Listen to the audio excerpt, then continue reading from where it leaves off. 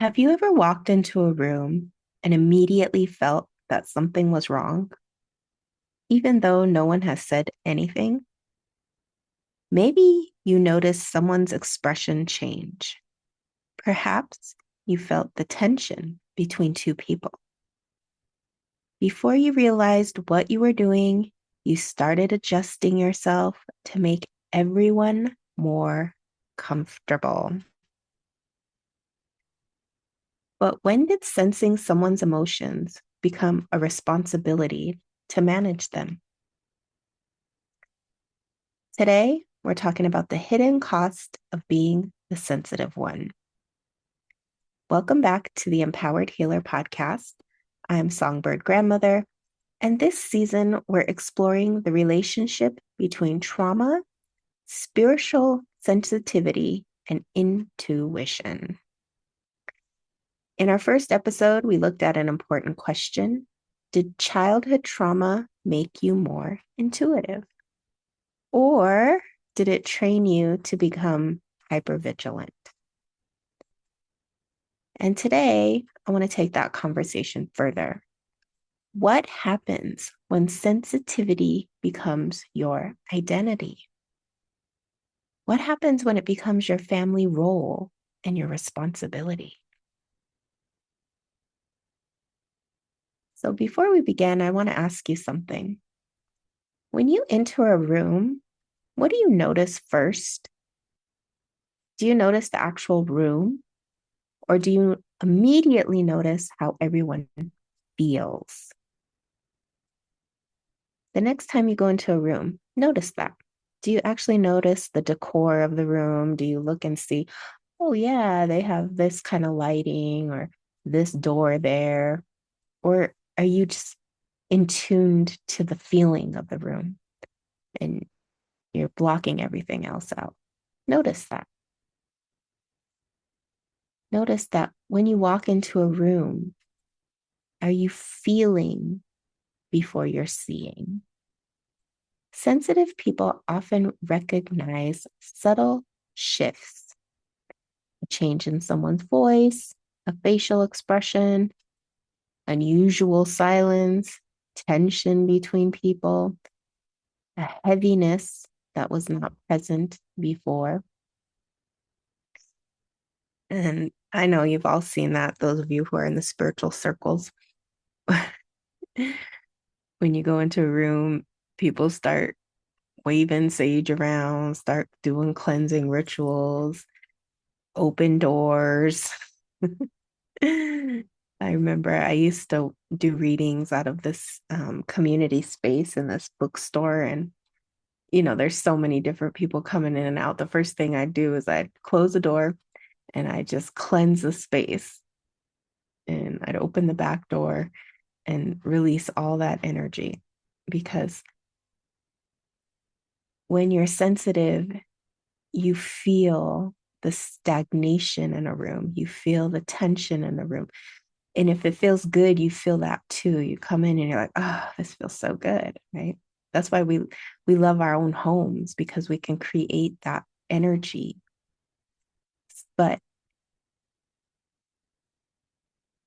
the thing is that you have to understand, does this sensitivity impede on my daily life? Is it something that is disrupting my peace? Because it can be a genuine spiritual ability to be sensitive, but it can also be connected to what we learned in childhood. And this season, the podcast is really focused on clearing the cobwebs of hypervigilance so that your natural gift can sing, it can carry forward, it can be the truth that rings in your life. Because if your environment was emotionally unpredictable, you may have learned to continuously ask, who is upset? Is something about to happen? Do I need to become quiet? Should I make myself smaller? And can I do something to prevent conflict? because it wasn't about being attuned to the room's energy so much as being attuned to your own safety and survival. Because children are incredibly sensitive, incredibly alert and aware, and they can learn to read adults before they have language. They are sensing everything. As babies, we are antennas to the world, and we have this incredible ability to read a room like no adult. When you're a child, you have the ability to read the room, and because of that, if that room was not safe, you will do whatever you can as a child to protect yourself. But the problem is that your body may still believe it is your job, even when you are no longer in that childhood environment. So ask yourself, when I enter a room, am I simply perceiving the energy, or am I immediately trying to manage it? And I always call this looking for the exits. Are you in a room and you're looking at the different ways you can come in and out? Are you scanning for who's safe and who's not? Are you aware of all the different moving parts that are shifting and changing? Not just to notice, but because you're hyper vigilant around your protection and safety. So you may have noticed that you become responsible for everyone's comfort. And I want you to stop and think about that. Have you seen this pattern in yourself? Someone becomes quiet and you suddenly wonder what you did wrong. Someone looks disappointed and you begin explaining yourself. This happens a lot where people will think the other person looks sad or just suddenly shut down. Maybe they don't have anything else to say. And then the empath, the healer, will start filling that space. They'll start thinking, oh, maybe that person is quiet because of something I said. Oh, maybe it's because, I did something. That's where you want to be careful, is when you become responsible for other people's pain. Someone becomes uncomfortable with your boundary. Maybe you're finally setting some hard boundaries with people and you start to question whether you were too harsh because boundary setting might be uncomfortable for you. Being sensitive means you recognize another person's discomfort quickly. Empaths and sensitives, they will notice the shift immediately, but it could just be something that's going on internally within that person that has actually nothing to do with you as a person. So recognizing discomfort is the first problem. It's when you recognize discomfort in others and you want to fix it, but it's not necessarily your responsibility to fix that.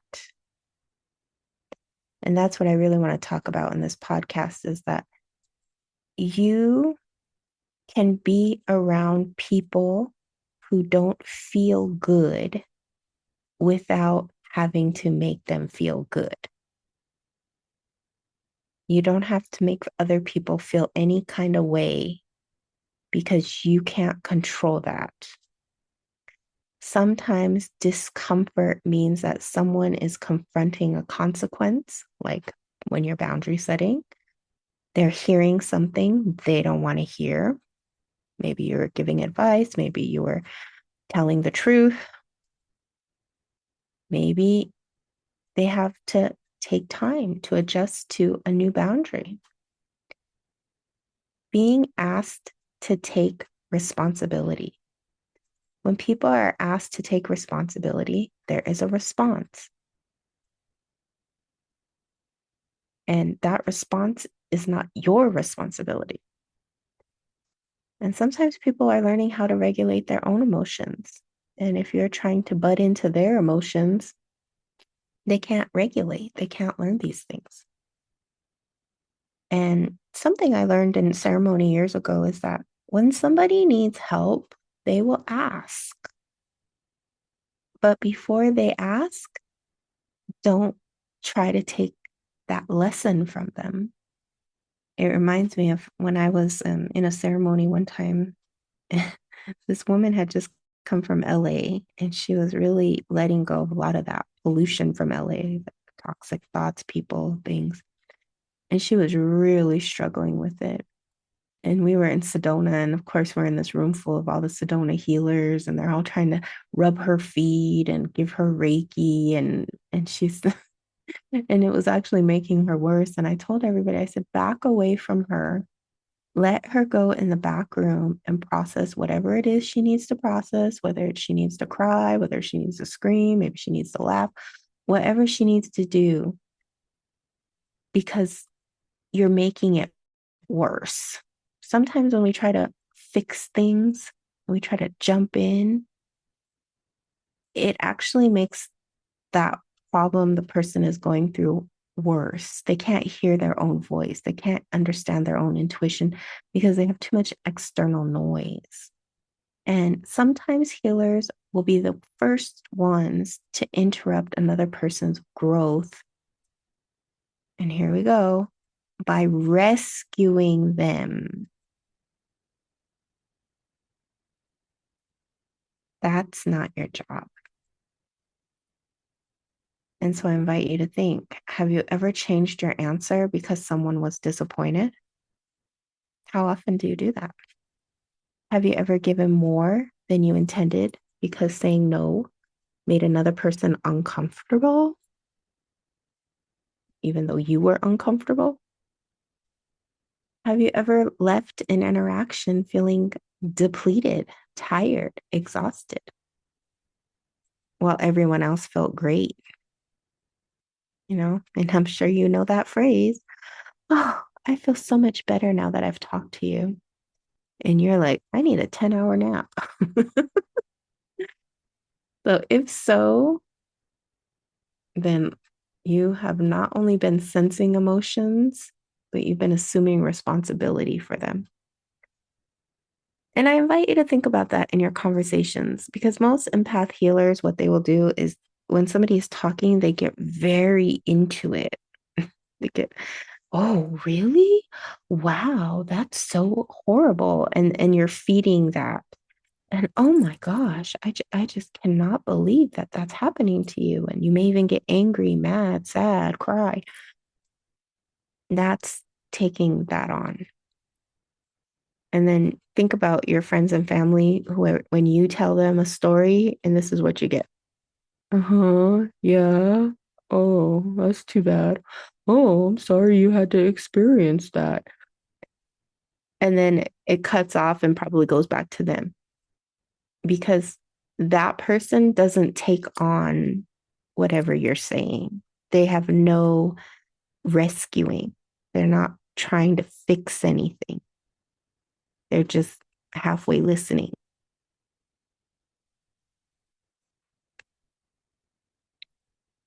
So there's a balance with that. And we're going to talk about empathy versus energetic obligation.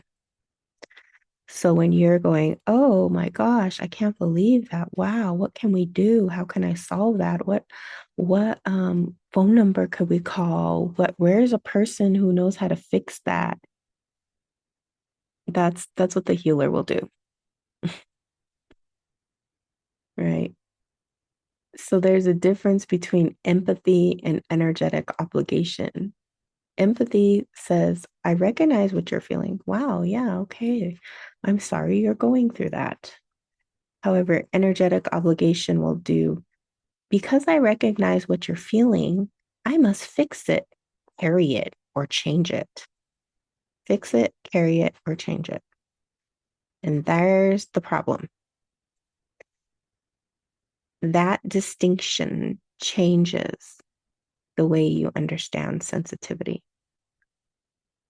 Because when you have empathy, you allow that person to go through the things they're going through.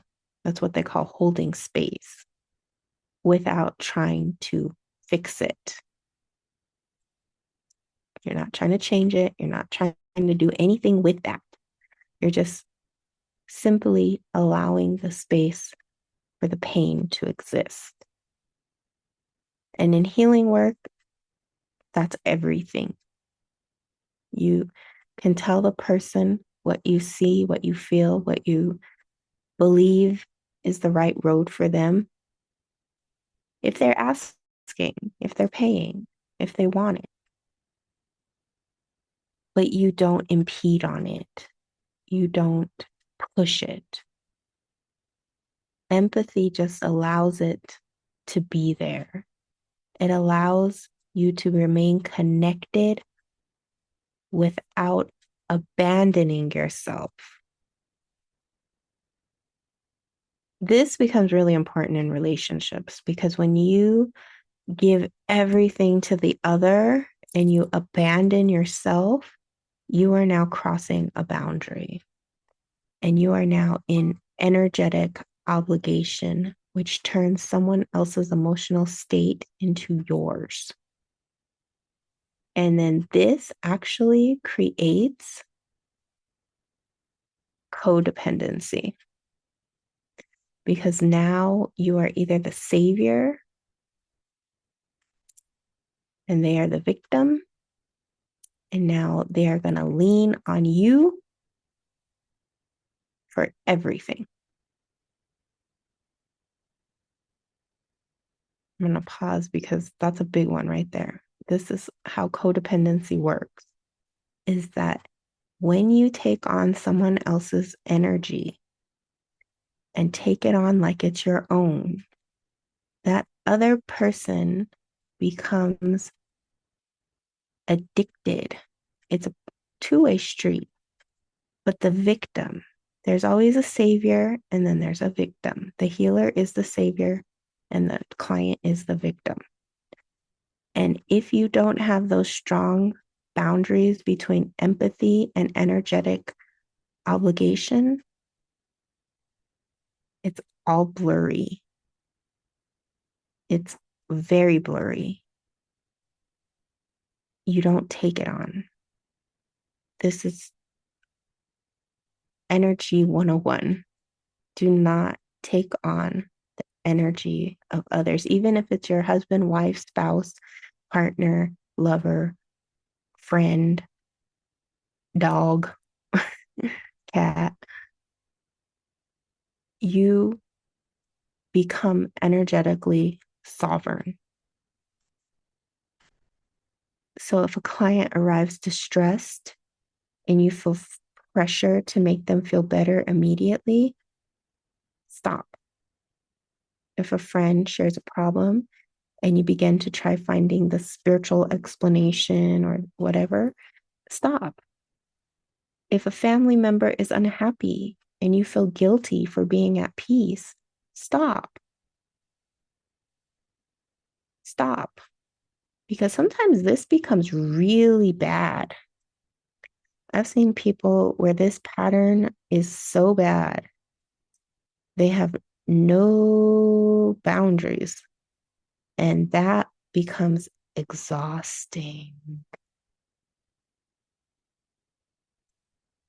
It's exhausting, because once you start feeding the victim, so there's a difference between somebody going through a very hard time and someone who's constantly in a place of drama and trauma, because there's somebody who's going through a hard time. They're going to get over it. They're going to get better. And you can, morally support them. You can hold that space for them. You can do your Reiki healing. You can do the readings. You can do whatever it is you do.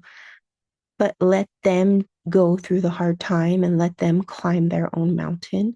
And then when they're through that mountain, they'll come out the other side much more powerful, much more courageous, much more, healthy. And then there's the chronic complainer, the chronic narcissist, usually, the chronic victim who will suck you in to their life. They will suck you into that story. They will suck you into victimhood, and they will constantly be feeding off of your energy. And you will let them, because you don't know the difference between energetic boundaries. You don't know the difference between empathy and obligation. And this is what you want to consider is, can you care about someone without joining them inside their emotional experience? Can you just care about them and let them go through whatever it is they're going to go through without getting all involved emotionally? Can you just allow that person to have a difficult feeling without changing you, without changing your decisions, without changing what you want?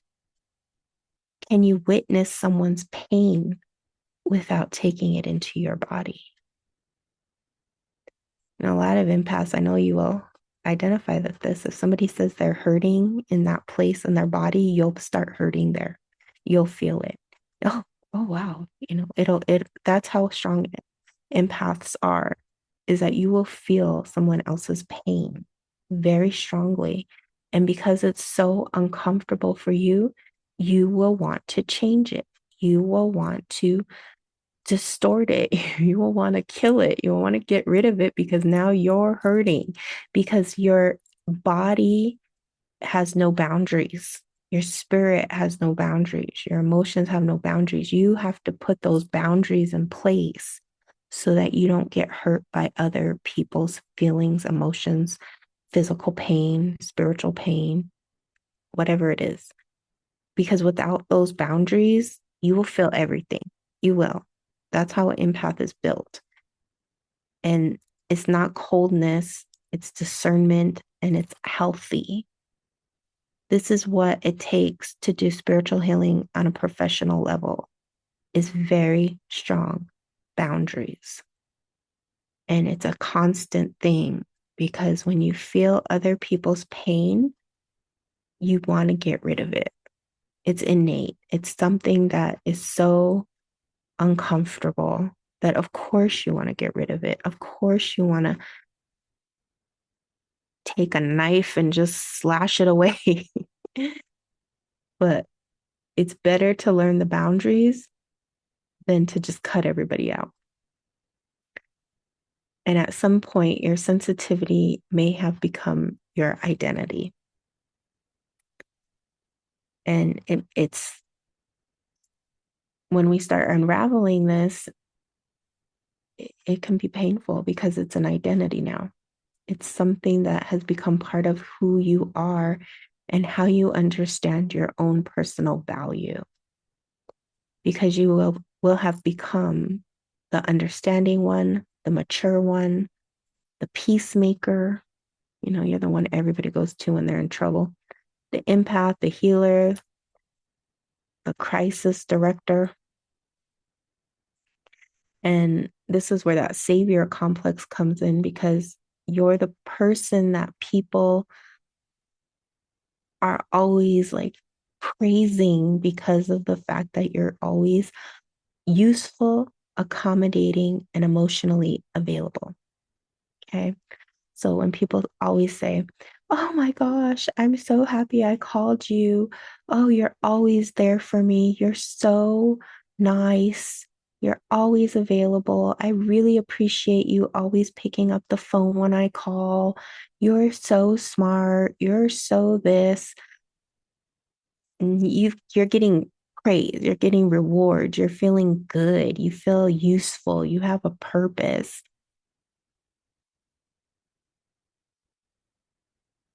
Sound familiar? It gives you an identity, but then it also becomes a trap because now you're locked into that. If you don't answer the phone, why didn't you answer the phone when I called? Oh my gosh, I was going through every crisis you can imagine. It was an emergency, and you didn't pick up the phone. I can't believe that. Maybe you were busy, maybe you were tired, maybe you were going through your own challenge, but the person who is trauma dumping on you is never going to say, "Are you okay? I don't know why you didn't answer the phone. That's so unlike you. Is everything okay?" It's going to be about the other person. They're going to trap you into this role. And then when you don't do that role for whatever reason, now you become the fall person. So it's time to start asking, who am I if I'm not helping? If I just suddenly stopped rescuing and helping everybody around me, who am I? Will people still value me if I stop carrying them? This becomes very problematic in personal relationships between spouses and partners because if you're always picking up the slack for the other person and you suddenly wake up to your own boundaries, it's going to cause some friction in that relationship because the other person is used to you carrying the load. And when you stop, you've stopped the entire dynamic of the relationship. And this usually happens around middle age. What will happen if I'm not always available? If you suddenly decide, wow, I'm going to go take care of myself, I'm going to go to the gym, I'm going to go to, do a hobby, I'm going to go to a school, I'm going to go take a class, and you're not available now. Think about it. Who's going to appreciate you? Sometimes people are comfortable with your sensitivity because they benefit from it. They appreciate your availability. They appreciate your understanding. They appreciate that you rarely ever ask them to do anything for you. And that's why I always say space holders need space holders because who's going to hold your space and your problems and your inevitable challenges that you will face in this life? Who's you? This is the big thing for people who are sensitive is who's you in your circle group? No, and then I hear that Jeopardy song in my head because you'll start thinking like, yeah, who's me? If you break down, if you go to the hospital, if you have some kind of major problem, who's going to carry you? Your value cannot continue to depend on how much you can carry for other people. That's something you really have to think about, especially as you get older, as you get into perimenopause and menopause and crone years. Those hormones start dictating things that you never had a problem with in the beginning of your life. When you were younger, you didn't have a lot of these problems that occur midlife to later life. And when you have no boundaries, this is a hard time because when you mature, the universe will force those boundaries. And unfortunately, the way the universe forces them is through pain.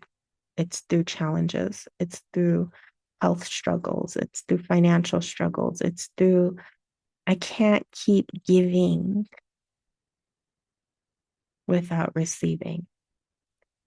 Your sensitivity is a gift, but it's not something that you have to just give away. You're not here to be someone's emotional servant at all times because the exhaustion behind spiritual availability is brutal. When you're younger, it's not so brutal, but when you get to mid-age to later life and you continue to do these patterns, it will take a toll mentally, emotionally, physically, financially, psychologically, in all ways. So think about it. How often are you off duty? Now, if you're a mom, especially to children under 18, you're probably never off duty, but you have to start being off duty. Let your children be children. Let your grandchildren be grandchildren. Let your husbands and wives be husbands and wives and partners and whatnots. Let your dog be your dog. Let your cat be your cat, and just go off duty. Have time when you're not answering messages, you're not interpreting someone's behavior, you're not looking for the spiritual meaning, you're not thinking about what other people need from you. If you're a healer, you're not replaying a client's situation. After the session has ended, it's over, it's over. You're not thinking about it, you're not dreaming about it. You're just done with it, okay? Because when you're constantly spiritually available, what that looks like is things running in and out of your mind, things running in and out of your emails, things running in and out that shouldn't be running in and out. When it's over, it's over. Let it be over. Okay? Don't evaluate. Go have fun. Many healers believe exhaustion is the price of being gifted, and it's not. It's really not. Exhaustion is not a good thing. And it's unfortunate because here we live in America, and how many people are just exhausted. Not just because of work, but because of the burdens that they carry that's not theirs, especially women. With so many women carry so many things that have nothing to do with them. And if you're absorbing everything, stop. Don't absorb it. If people are always telling you their problems, be selective with who you want to hear's problems. I mean, if you're at the bank and people are telling you their problems, if you're at the store, people telling you problems, if you everywhere you go, someone's complaining and telling you about their problems, you're too open. That's too open. You're too open. You shouldn't be going everywhere and hearing people's problems. Okay. If people start telling you their problems, cut it off. Unless it's something you really care about. And then don't absorb it. If you find yourself saying, I can never turn it off, then you have to work on that. It reminds me of one time I was doing a reading on live, and this person said, it never shuts off. I hear voices all day, every day. That's not normal. That's not normal. That means there's too many energetic influences interceding into your life. So if I'm a sensitive and I'm constantly hearing voices everywhere I go, that's a me problem.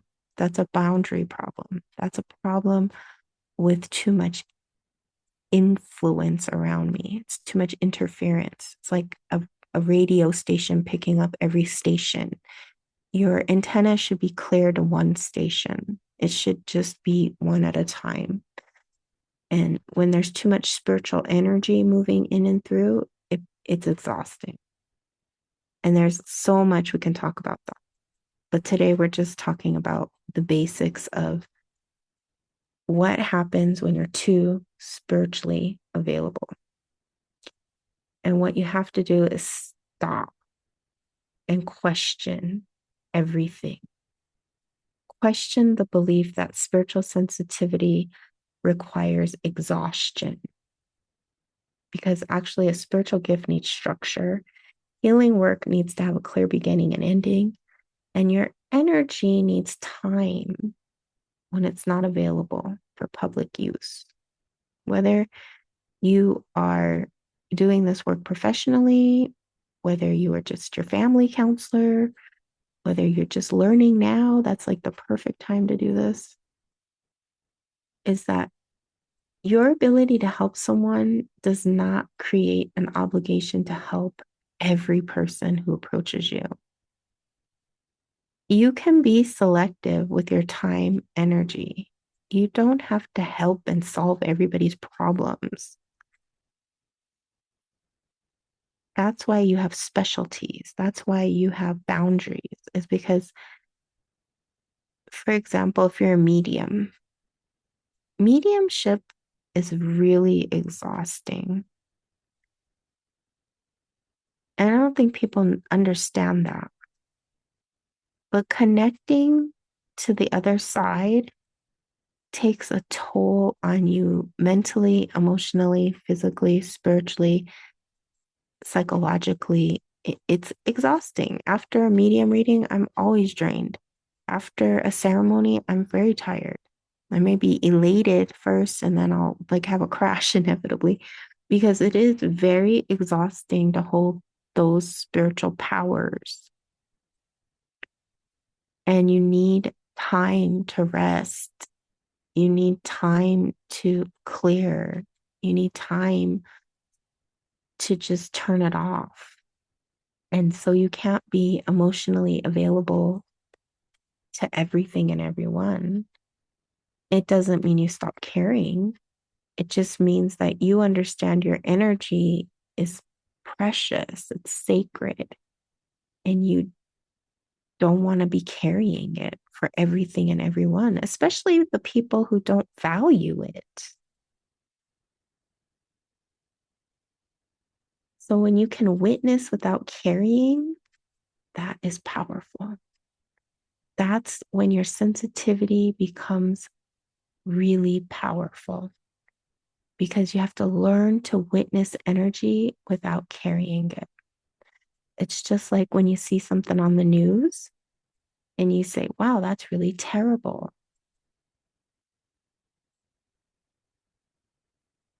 But you let it be terrible.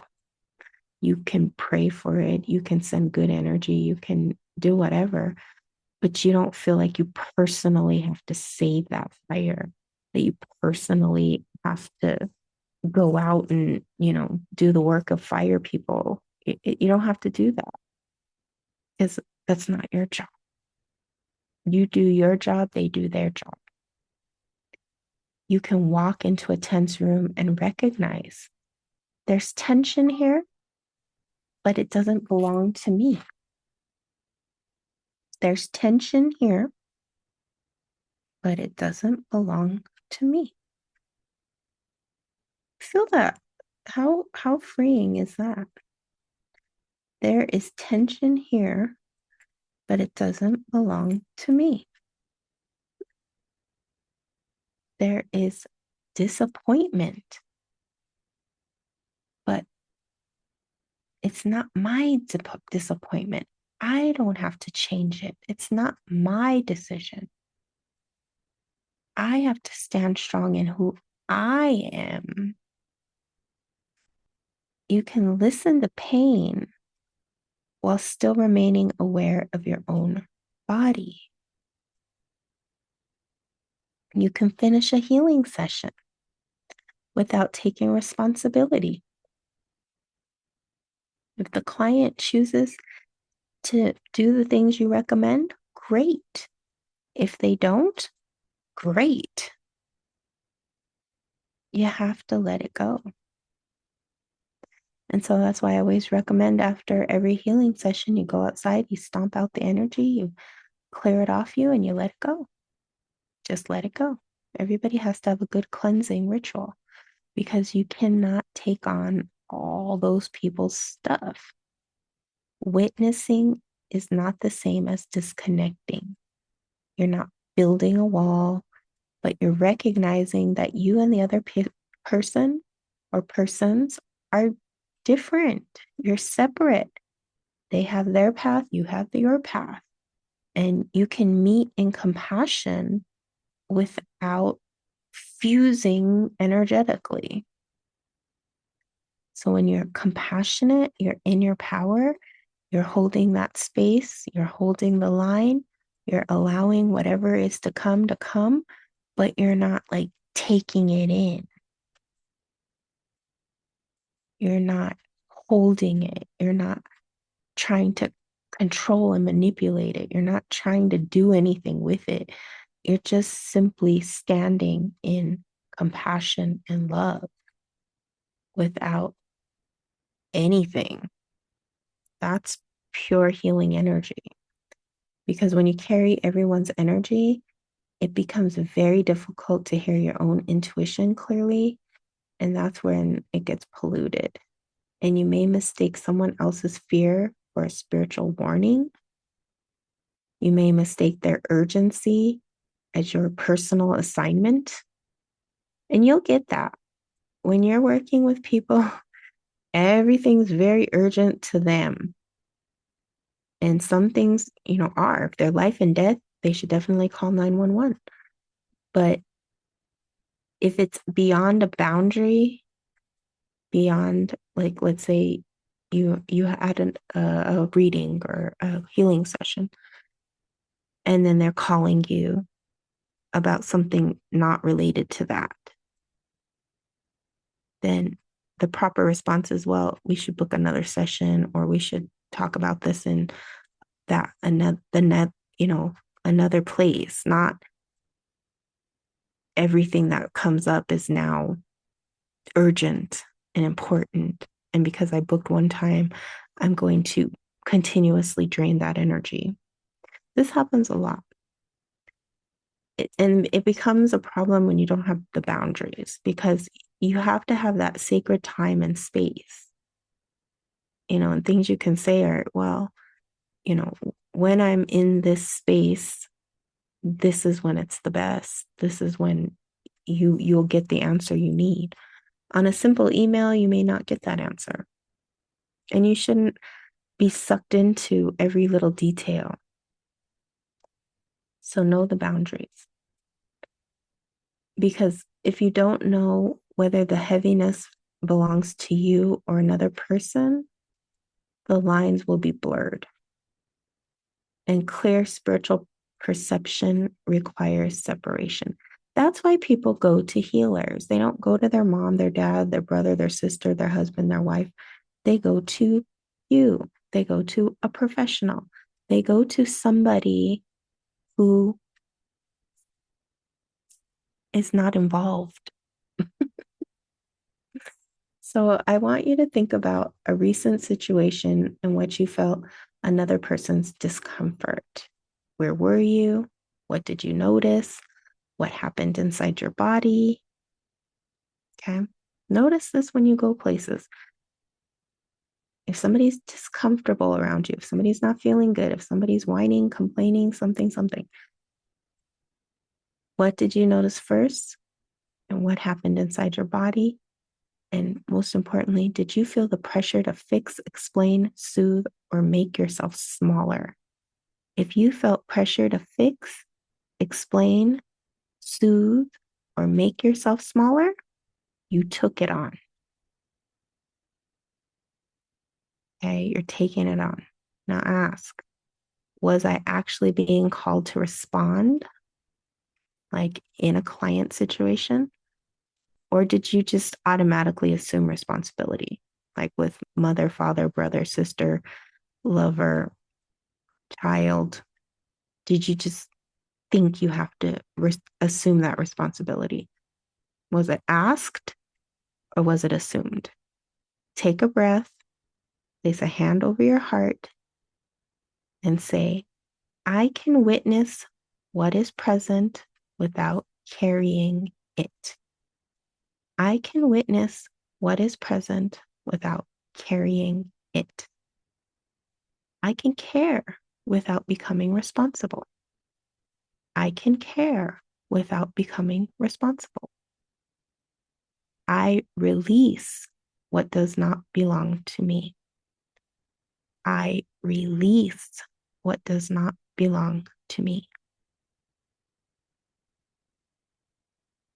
And be silent. Be quiet. The goal is not to stop feeling. but the goal is to stop turning every feeling into an obligation. And I invite you to take a nice deep breath in and out as we let today's message move in and through you.